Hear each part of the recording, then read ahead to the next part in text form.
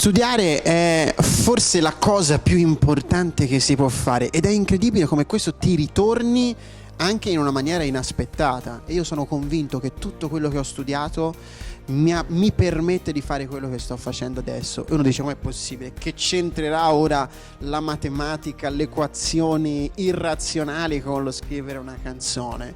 Forse non tantissimo, ma ti cambia il modo di pensare. E se stai attento in classe, sei già a metà dell'opera.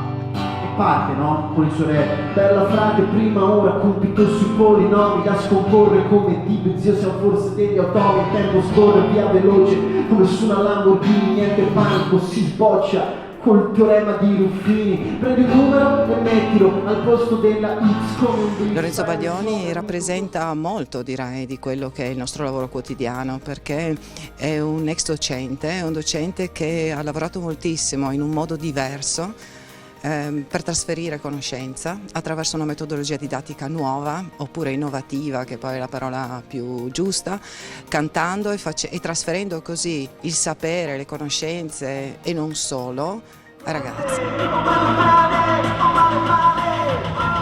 Ripasso totale. Che mi serve a me la matematica nella vita? Noi abbiamo fatto 10 esempi in cui si mostra quanto la matematica sia più vicino a noi, e l'applichiamo a delle cose che sono un po' curiose, dalle partite di calcetto, no? Perché non si trova mai il decimo quando si organizza una partita di calcetto? E lì ci sono dei concetti di probabilità. Come si fa a capire se la ragazza con cui ci stai provando o il ragazzo con i messaggini su WhatsApp o su Messenger ci può stare o no? La matematica ti può aiutare. Ho sempre la consapevolezza che i ragazzi sono molto più, uso un termine fiorentino, ganzi di come noi ce li vogliamo immaginare. Sembra incredibile, ma è così.